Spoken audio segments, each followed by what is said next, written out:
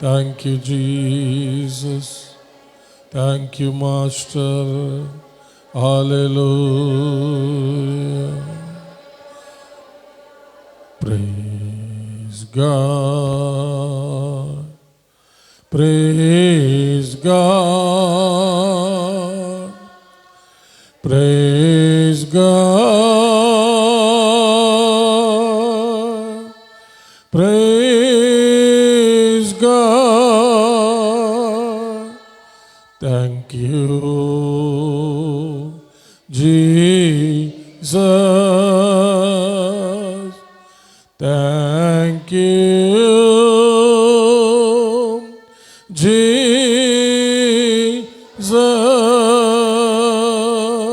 అందరూ thank you Jesus. Thank you, Jesus. Hallelujah.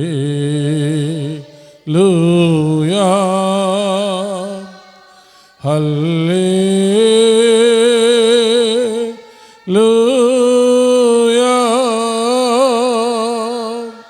Hallelujah. Hallelujah. Hallelujah.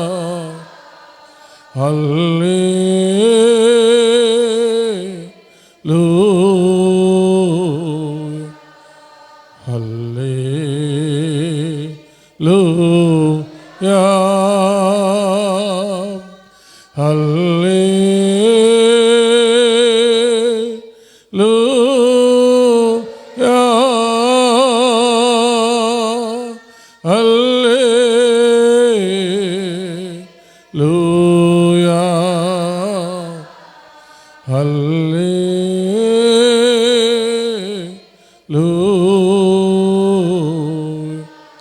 Hallelujah. Hallelujah. Hallelujah. Hallelujah. Ori Rababa Shabarabaraba. Ori Rabu Shandari Darankaraburi Baba. Hallelujah.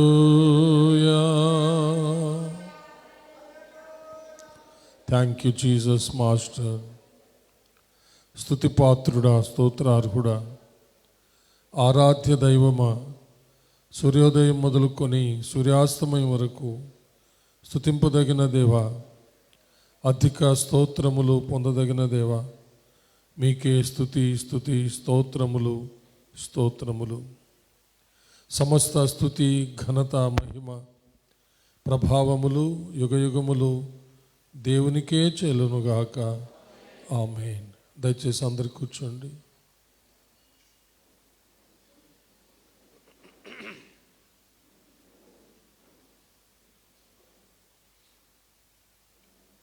అందరూ Bible తెరవండి దయచేసి.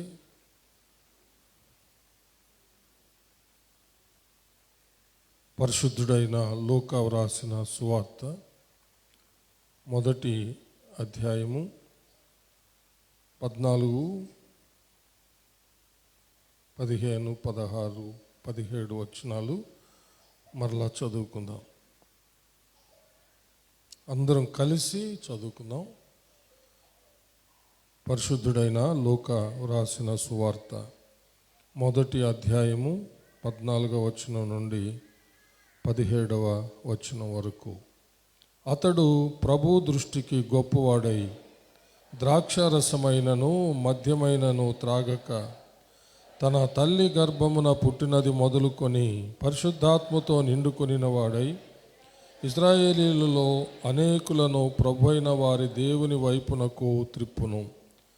మరియు అతడు తండ్రుల హృదయములను పిల్లల తట్టునకును అవిధేయులను నీతిమంతుల జ్ఞానమును అనుసరించుటకును త్రిప్పి ప్రభు కొరకు ఆయత్తపడి ఉన్న ప్రజలను సిద్ధపరచుటకై ఏలియా యొక్క ఆత్మయు శక్తియు గలవాడై ఆయనకు ముందుగా వెళ్ళును గనుక నీకు సంతోషమును మహా ఆనందమును కలుగును. అతడు పుట్టినందున అనేకులు సంతోషింతురనెను. దేవుడు తన పరిశుద్ధ వాక్యమును మన ఆత్మీయ మేళ నిమిత్తమై మన వినికిడిలో దీవించునుగాక. ఆమేన్. ప్రార్థన చేసుకుందామండి. అందరు తల్లంచి కళ్ళు మూసుకునండి. మహాపరిశుద్ధుడు అయిన మా ప్రియ పరలోకపు తండ్రి, దయగల మా దేవ యెహోవా, మీకు వందనములు, స్తుతులు, స్తోత్రములు చెల్లిస్తున్నాము. మీ దీన దాసుడునైన నన్ను మీ సిలువ చాటున మరుగు చేసుకొని నాతోనూ మా అందరితోనూ మాట్లాడమని క్రీస్తు పేర వేడుకొనుచున్నాము తండ్రి. ఆమేన్. హల్లెలూయా. మన ప్రభు అయిన లోకరక్షకుడైన యేసయ్య ఈ లోకంలో జన్మించకముందు ఒక గొప్ప వ్యక్తి ఈ లోకంలో జన్మించాడు అని మనం తెలుసుకున్నాం. అతడే బాప్తిజం ఇచ్చు యోహాను. స్త్రీలు కనిన వారందరిలో అంతకంటే గొప్పవాడు మరొకరు లేరని మనం తెలుసుకున్నాం. హల్లెలూయా. ఆయన పరిశుద్ధాత్మతో నిండుకునిన వాడై అనేకులను దేవుని వైపు తిప్పుతాడని. గత వారంలో మనము పరిశుద్ధాత్మ అభిషేకం లేకుండా మనం ఒక్కరిని కూడా ప్రభు వైపుకు నడిపించలేము అని తెలుసుకున్నాం. మన పైన ఒక భారం ఉంది, ఒక బాధ్యత ఉంది. మన కుటుంబ సభ్యులను అలాగే మన రక్త సంబంధులను మనం ప్రభు వైపుకు తిప్పాలి. ప్రభు కొరకు వాళ్ళని సంపాదించాలి అని అంటే దేవుని యొక్క ఆత్మ అభిషేకం అంటే పరిశుద్ధాత్మ అభిషేకం కావాలి. పరిశుద్ధాత్మ అభిషేకం లేకుండా మన ప్రయాస వ్యర్థమైపోతుంది. కాబట్టి పరిశుద్ధాత్మ అభిషేకం పొంది కనీసం సంవత్సరమునకు ఒక్క పాపినైనా సరే ప్రభు వైపుకు మనము తిప్పాలి. మన కుటుంబ సభ్యులు ఎంతమంది రక్షించబడ్డారు, ఇంకెంతమంది రక్షించబడలేదు.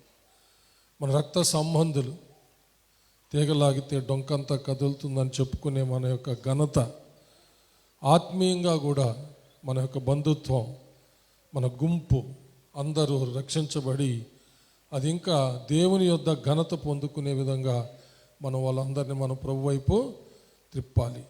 అలాగా జరగాలంటే దేవుని యొక్క ఆత్మతో మనము నిండిన వాళ్ళుగా ఉండాలి. ఆత్మ ద్వారానే అది జరుగుతుంది.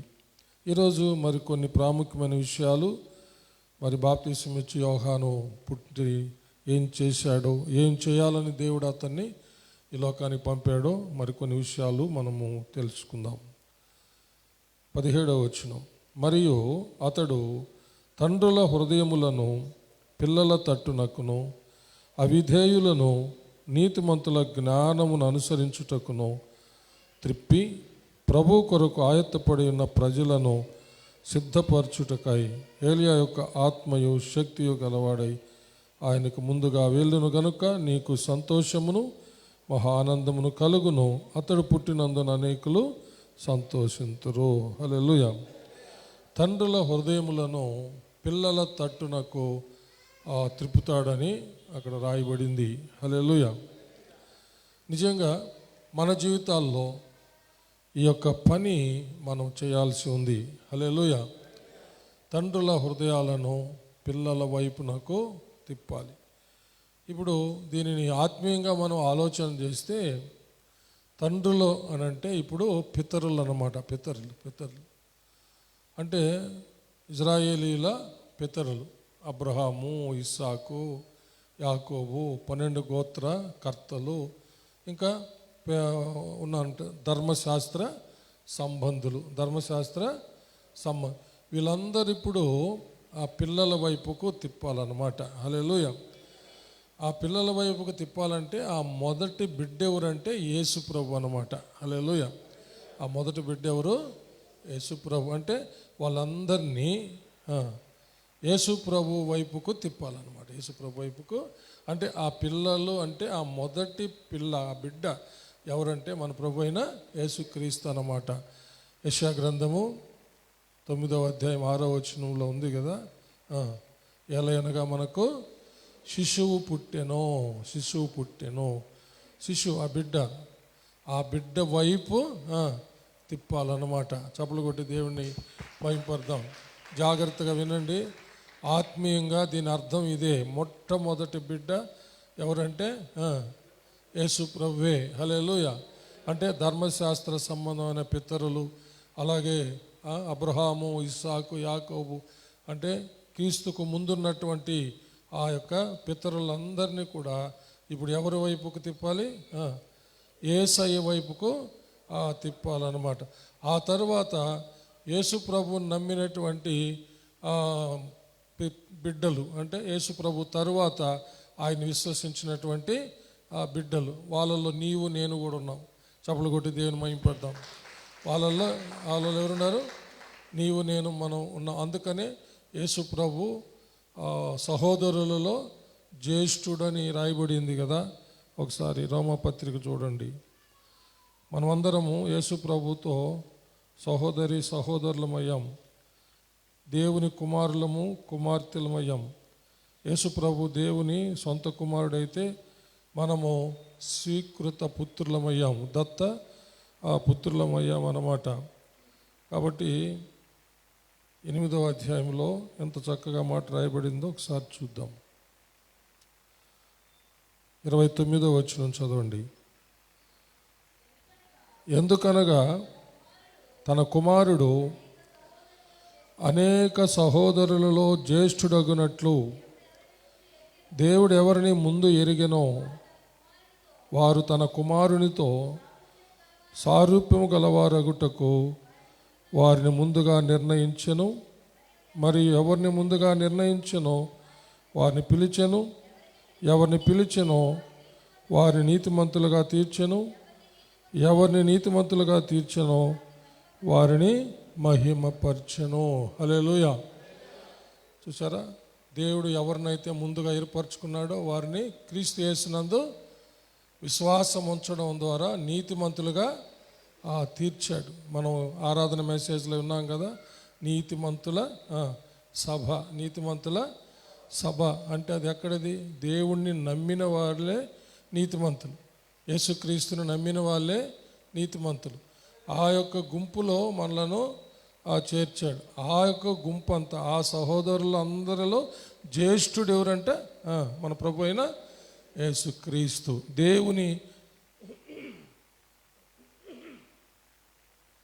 దేవుని కుమారుల్లో జ్యేష్ఠుడు, పెద్దవాడు యేసయ్య అయితే ఆయన తర్వాత మనం అందరము సహోదరులమయ్యాం. హల్లెలూయా. కాబట్టి బాప్తిసమిచ్చి యోహాను వచ్చి ఆ తండ్రుల హృదయాన్ని పిల్లల వైపు అని అంటే యేసుక్రీస్తు వైపు ఆయన్ని నమ్మిన వారి వెరీ గుడ్. హల్లెలూయా.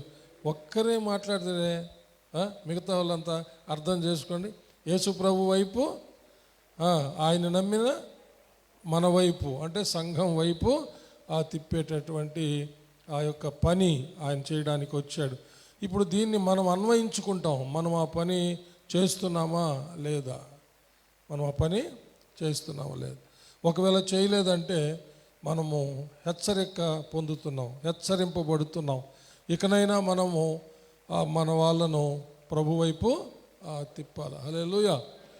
మనం అది చేయకపోతే మనము క్రిస్మస్ సీజన్లో ఈ యొక్క మనము చేసుకునేవన్నీ కూడా వ్యర్థమైపోతాయి. ఎందుకంటే ఒక పాపి మారు మనసు పొందితే పరలోకం సంతోషిస్తుంది, అంతే. హల్లెలూయా. ఇంకా మిగతావన్నీ మనము సంతోషించేదానికి చేసుకునేవే. మిగతావన్నీ మనము సంతోషించేదానికి చేసుకునేవేనండి. పరలోకాన్ని సంతోషపెట్టాలంటే ఒక్క పాపి నీ ద్వారా మారు మనసు పొందితే, ఒక వ్యక్తి నీ సొంత ఇంటి వాళ్ళైనా కానీ, లేక నీ బంధువులు కానీ, లేక ఇరుగు పొరుగు వాళ్ళు కానీ, నీ స్నేహితులు కానీ, ఎవరైనా ఒక్క వ్యక్తిని క్రిస్మస్ పండుగ రోజు దేవుని సన్నిధికి తీసుకొని రాగలిగితే, అతడు నిజంగా మారు మనసులోకి తీసుకొని రాగలిగితే నిన్ను బట్టి పరలోకమంతా సంతోషిస్తుంది. చప్పలు కొట్టి దేవుడిని మహింపడదాం. హల్లెలూయా. ఇంకా మనం చేసుకునేవన్నీ కూడా పిండి వంటలు అయితేనేమి, బట్టలు అయితేనేమి, డెకరేషన్స్ అయితేనేమి, మొత్తం ఏమేమి అయితే మిగతావన్నీ మనం చేస్తున్నామో పండగ సందర్భంగా అన్నీ మనము సంతోషించేదానికే కానీ పరలోకాన్ని పెట్టవు. పరలోకాన్ని సంతోషపెట్టేది ఏంటంటే ఒక పాపి మారు మనసు పొందినప్పుడే. హల్లెలూయా. లూకాసు వార్త 15వ అధ్యాయం చూడండి. ఆ మాట ఎంత చక్కగా ప్రభు వివరించినాడు కదా. హల్లెలూయా.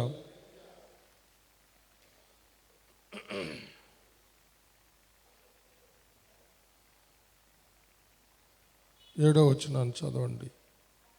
అటువలే మారు మనసు అక్కరలేని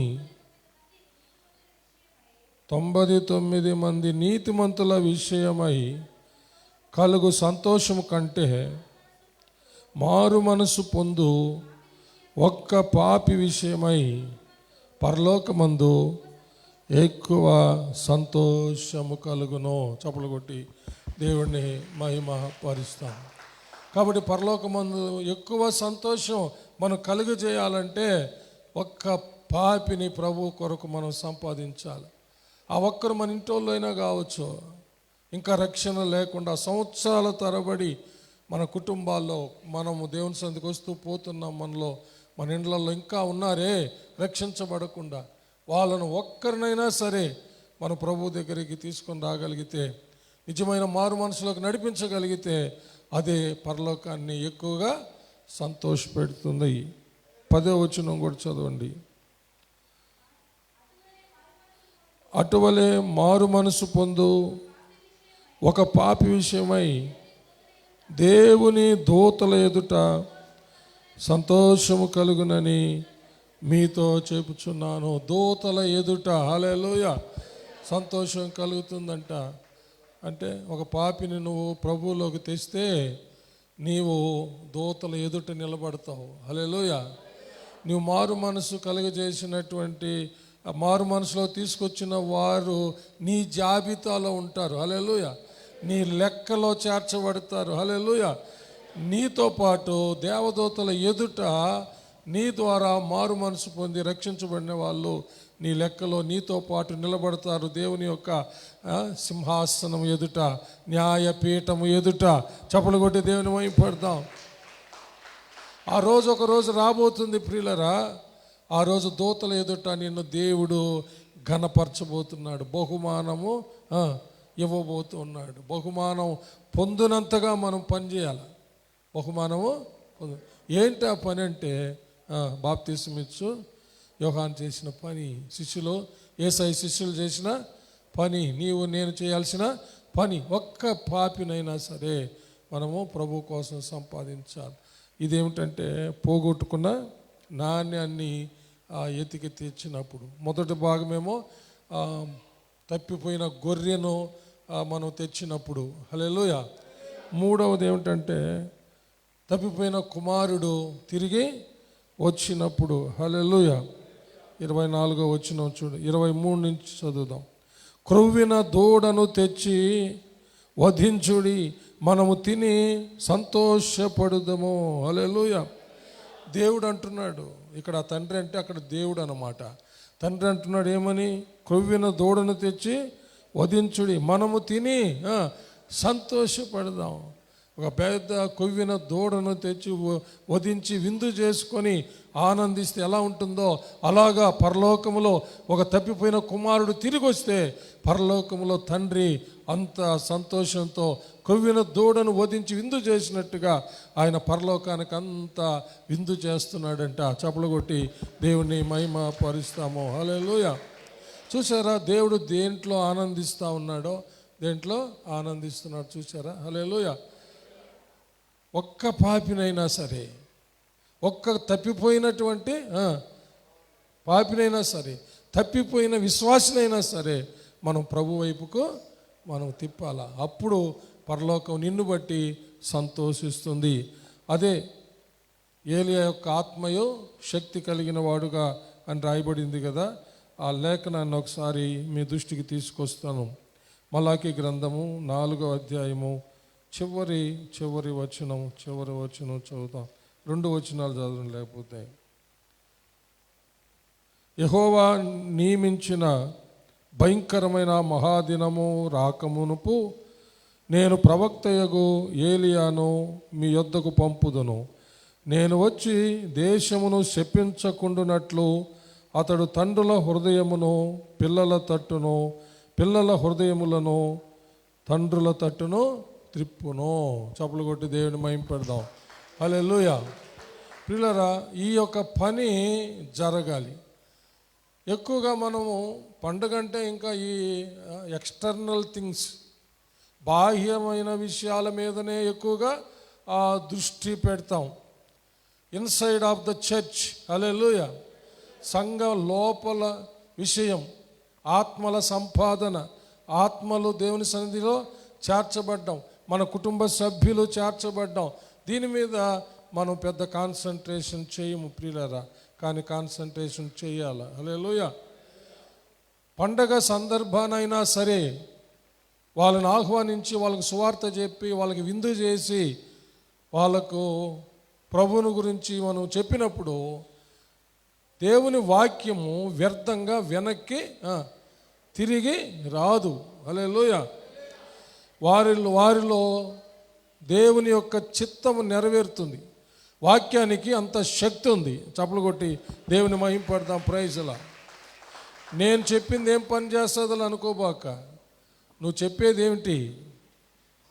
ఆరాధన మెసేజ్లు విన్నాం కదా, ఆది యందు వాక్యం ఉండేను, వాక్యము దేవుని యొద్ద ఉండేను, వాక్యము దేవుడే ఉండేను, ఆ వాక్యము దేవుని యొద్ద ఉండేను, ఆ వాక్యం శరీరధారి అయి కృపా సత్య సంపూర్ణ మన మధ్య నివసింది. ఆ క్రీస్తే దేవుని శక్తి, దేవుని జ్ఞానం అని అపోస్తలుడైన పౌలు గారు కొరింథీయులకు రాసిన మొదటి పత్రిక 1వ అధ్యాయం 24వ వచనంలో స్పష్టంగా రాశాడు కదా. హల్లెలూయా. ఒకసారి చదువుతారా? వాక్యం దేవుని శక్తి అనే మాట, దేవుని జ్ఞానం అనే మాట. కొరింథీయులకు రాసిన మొదటి పత్రిక 1వ అధ్యాయము 24వ వచనం. ఆయన యూదులకు ఆటంకముగాను అన్యజనులకు వెర్రితనముగాను ఉన్నాడు, కానీ యూదులకేమి గ్రీసు దేశస్థులకేమి పిలువబడిన వారికి క్రీస్తు దేవుని శక్తియో దేవుని జ్ఞానమునై ఉన్నాడు. చప్పలు కొట్టి దేవుణ్ణి మహింప గట్టిగా గట్టిగా గట్టిగా గట్టిగా. హల్లెలూయా.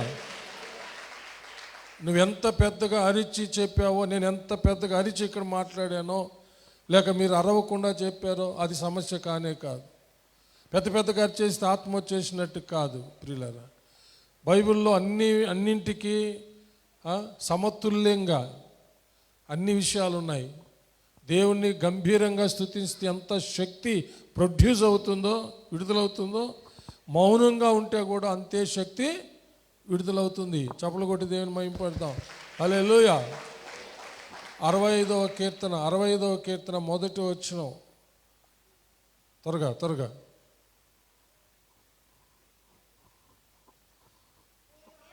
దేవా, సియోనులో మౌనంగా నుండుట స్తుతి చెల్లించుటయే. హల్లెలూయా. హల్లెలూయా. అందరూ చెప్పండి గట్టిగాను. హల్లెలూయా. హల్లెలూయా. హల్లెలూయా. మనం మౌనంగా ఉన్నప్పుడు కూడా దేవుణ్ణి గంభీరంగా స్తుతిస్తే ఆ స్తుతుల సింహాసనం మీద ప్రభు ఆసీనులై ఆయన కార్యాలు ఎలా చేస్తాడో. హల్లెలూయా. నీవు ఓర్చుకొని సహించుకొని మౌనంగా ఉంటే కూడా దేవుడు ఆ గొప్ప కార్యాలు చేస్తాడు. హల్లెలూయా. దేవునికి మహిమ కలుగునుగాక. ఒక ప్రశ్న అడగనా మిమ్మల్ని? మౌనంగా ఉంటే భయమా, కేకలేస్తే భయమా? మౌనంగా ఉంటేనే భయం. కాబట్టి మౌనంగా ఉండడం అనేది అంటే సహనము, ఓర్చుకొని ఉండడం ద్వారా కార్యం జరుగుతుంది. అదేవిధంగా దేవుని గంభీరంగా దేవుని యొక్క ఆత్మతో, వాక్యం అనే సత్యముతో నింపబడి స్తుతించినప్పుడు కూడా కార్యం జరుగుతుంది. కాబట్టి కొంతమంది ఏంటంటే ఈ పెంటెకాస్టల్ స్పీకర్స్ని చూసి, నేను కూడా పెంటెకాస్ట్ స్పీకర్నే, హల్లెలూయా, గంభీరంగా అరిచి ప్రసంగం చేస్తే కొంతమంది ఆనందించేస్తారు. భలే చేశాడు ప్రసంగం పాస్టర్ అంటే. ఒకవేళ ఎప్పుడైనా స్లోగా మాట్లాడామనుకోండి, ఈరోజు ఏమీ ఆత్మ లేనట్టుగా మాట్లాడాడే పాస్టర్ అంటాడు. అంటే అట్లా అలవాటు పడిపోయారన్నమాట. కానీ దేవుని యొక్క వాక్యంలో అన్నీ ఉన్నాయి. హల్లెలూయా.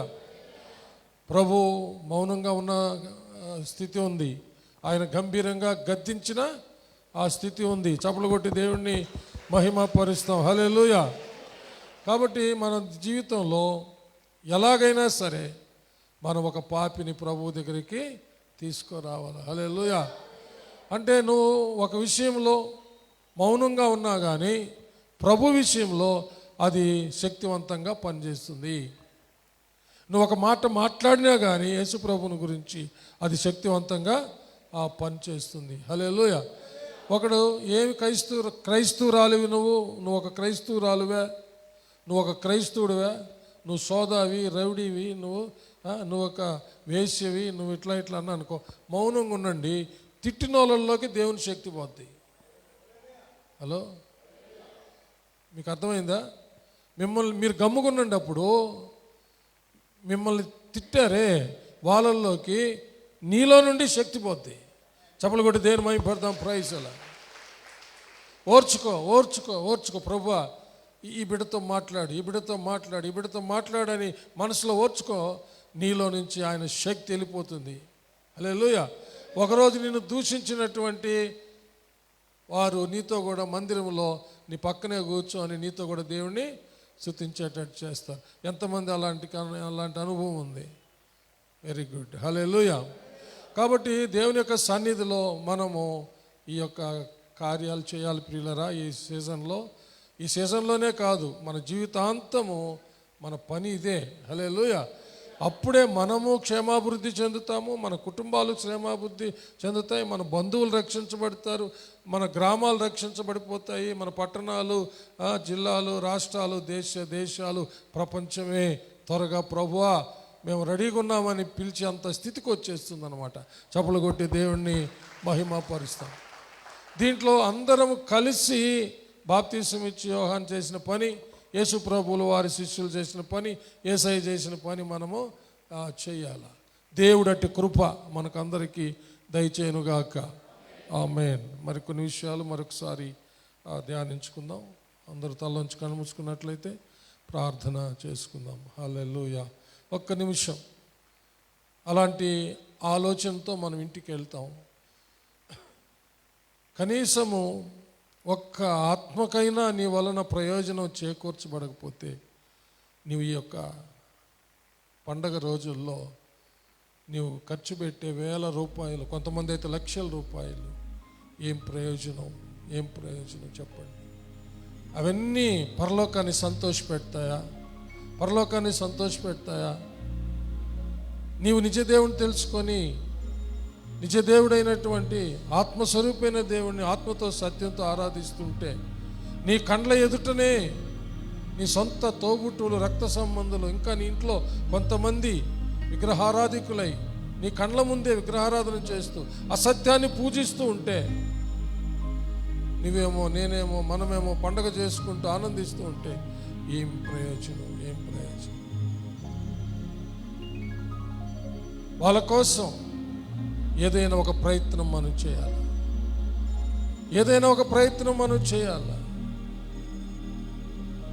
వాళ్ళని విందుకు ఆహ్వానించాలి. నీ సొంత రక్త సంబంధుల్ని పండగ రోజు ఒక విందు ఏర్పాటు చేసి ఆహ్వానించి కూర్చోబెట్టి వాళ్ళు విందు చేసే సమయంలో ఏదైనా ఒక ఏర్పాటు చేయి. ఒక స్కిట్ రెడీ చేసి పెట్టుకో. చక్కగా హాలు అరేంజ్ చేయి. చుట్టూ నువ్వు పిలిచిన ఆహ్వానితులు, బంధువులు కానీ ఇరుగు పొరుగు వాళ్ళు కానీ కూర్చునేటట్టు ఏర్పాటు చేయి. పండుగ సందర్భంగా పిలువు. మా ఇంటికి రండి, మేము మీకు చిన్న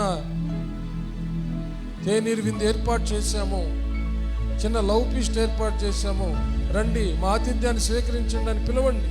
సొంతోళ్ళని వాళ్ళు వచ్చే లోపల హాలు చక్కగా అరేంజ్ చేయండి. వాళ్ళు కూర్చుంటే ఎదురుగా టీవీ కనబట్టేట్టు పెట్టండి. వాళ్ళు తింటూ ఉన్నప్పుడు టీవీ ఆన్ చేయండి. అందులో ఒక స్కిట్ ఏర్పాటు చేయండి, ప్రభు ప్రేమను తెలియజేసేది. ఏదైనా ఒక స్కిట్ ఏర్పాటు చేయండి,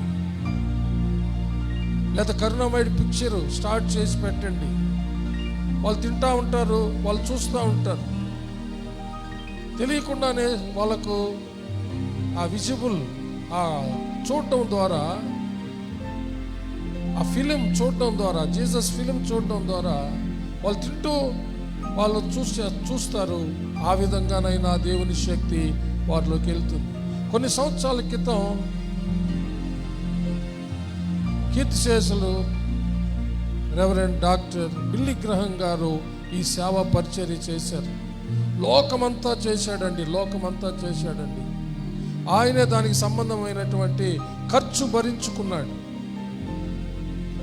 టీవీస్ కూడా వారే తీసిచ్చారు.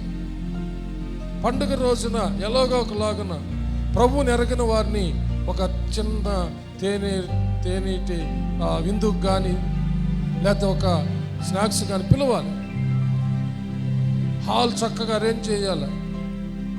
వాళ్ళు ఆ టీవీలో వాళ్ళు ఒక స్కిట్ తయారు చేసి ఇచ్చేవాళ్ళు, దాన్ని పెట్టాలా. వాళ్ళు చక్కగా మనం సర్వ్ చేసిన తర్వాత వాళ్ళు తింటూ ఉండేటప్పుడు ఆ స్కిట్ ఆన్ చేయాలి. ఇలాగో ఆయన ఏర్పాటు చేశాడు. ప్రపంచం అంతటా లక్షల మంది ప్రభువుని అంగీకరించారండి. డాక్టర్ బిల్లీ గ్రహం గారు చేసిన పరిచర్యలో లోకమంతా, ప్రపంచమంతా ఉన్నారు ఆయన ద్వారా రక్షించబడిన వాళ్ళు. ఒక చిన్న ప్రయత్నం గొప్ప ఫలితాలను ఇస్తుంది. ఒక చిన్న ప్రయత్నం గొప్ప ఫలితాలు ఇస్తుంది. ప్రియులరా, అమలరా, ఒక చిన్న విత్తనం మహావృక్షమైనట్టుగా ఒక చిన్న ప్రయత్నం నీ ఇరుగు పొరుగు వాళ్ళను, అన్యుల్ని విందుకు పిలువు. పండుగ సందర్భంగానే మనం పిలుచుకుంటాం, తింటాం, పోతాం. అది కాదు, అన్యులని, నీ రక్త సంబంధం రక్షణ లేని వాళ్ళని ఈరోజు మా ఇంటికి రండి, మనమంతా కలుసుకుంటాం. చిన్న విందు ఏర్పాటు చేస్తున్న పండుగ సందర్భంగానే పిలవండి. ప్రేమతో వాళ్ళు వచ్చినప్పుడు తగిన ఏర్పాటు చేయండి. హాల్ అరేంజ్ చేయండి. అక్కడ ఒక టీవీ ముందుగా రెడీ చేసి పెట్టండి. వాళ్ళు తింటూ తలెత్తినప్పుడు అది కనబడేటట్టు అక్కడ ఒక చిన్న స్కిట్ ఎన్నో దొరుకుతున్నాయి. ఇప్పుడు జీసస్ ఫిలిం దొరుకుతుంది, కరుణామయుడు దొరుకుతుంది, ఇంకా అనేకమైన క్రీస్తు జన్మను గురించి దొరుకుతాయి. దాన్ని రెడీ చేసి పెట్టండి. వాళ్ళు తింటూ ఉండగా స్లో మోడ్లో, తర్వాత సౌండ్ కొంచెం సౌమ్యంగా ఉండేటట్టు ఆన్ చేయండి. వాళ్ళు అది చూస్తా తింటారు. ఆశ్చర్యరీతిగా కార్యాలు జరుగుతాయి. ఏదో ఒక ప్రయత్నం, ఆత్మల సంపాదన. ఇవన్నీ చేయలేకుండా మనమే తింటూ వండుకుంటూ కట్టుకుంటూ ఉంటే ఒక ఆత్మని రక్షించలేం. పిల్లరా, దయచేసి అర్థం. ఒక తీర్మానంతో ఇంటికి వెళ్తాం. హల్లెలూయా. రబాబా శక్కర. ప్రార్థించుకుందాం. మహాపరిశుద్ధుడు అయిన మా ప్రియ పరలోకపు తండ్రి, మీకు వందనములు, స్తుతులు, స్తోత్రములు చెల్లిస్తున్నాను. ఆయన గొప్ప దేవుడు, నమ్మదగిన దేవుడు ప్రభువా. ఈ మీ పునరుద్ధాన ఆదివారమున ప్రభువా, మీ పాద సన్నిధిలో నాయన వేకునే లేచి సిద్ధపడి రావడానికి నీటి కాలువల యొద్ద నాటబడిన చెట్ల వలె యేసయ్యా మీ యొద్ద మేము నాయన చారడానికి కృపించినందుకు స్తోత్రములు. మీ సన్నిధిలో నాటబడి పచ్చని ఒలివ చెట్ల వలె ఉండడానికి, నిత్యమునైన ఫలించే చెట్ల వలె, మీకోసం ఫలించే చెట్ల వలె చేసినందుకు స్తోత్రం. అది ఎప్పుడు మేము కలిగి ఉండడానికి కృప దయచేయండి. మేము మాత్రమే కాకుండా మా యొక్క ఇంటి వాళ్ళు, మా రక్త సంబంధులు, మా ఇరుగు పొరుగు వాళ్ళు, తండ్రి, మా ప్రాంత ప్రజలు ఆయన రక్షించబడటానికి ఈ సీజన్లో, ఈ సందర్భాల్లో, మీ జన్మదిన సందర్భంగా మేము నాయన బాహ్య సంబంధమైన సంబరాలలో మునిగిపోయి పాపుల యొక్క రక్షణ విషయమై మేము నిర్లక్ష్యం చేస్తాము నాయన, తెలియకుండా. అలాంటిది జరగకుండా ప్రభువా, పరలోకాన్ని సంతోషపెట్టేటటువంటి కార్యాలు మేము చేయుటకు, ఒక పాపిని మారు మనసులోకి నడిపించడానికి, తప్పిపోయిన గొర్రెను వెతికి తెచ్చుకోవడానికి, పోగొట్టుకున్న నాణ్యాన్ని వెతికి ఊడ్చి, దీపం వెలిగించి వెతికి ఊడ్చి సంపాదించుకోవడానికి, తప్పిపోయిన కుమారుడు లాంటి వాళ్ళు తిరిగి రావాలని ప్రార్థిస్తూ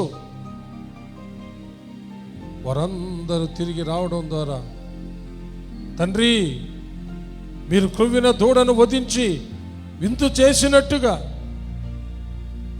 అందరము సంతోషిస్తామని మీరు సెలవిచ్చిన రీతిగా ప్రభు, పరలోకమంతా సంతోషిస్తున్న రీతిగా మేమందరం పరలోకాన్ని అయినా మిమ్మల్ని సంతోషపెట్టే వాళ్ళుగా చేయమని ప్రార్థన చేస్తున్నాం ప్రభు.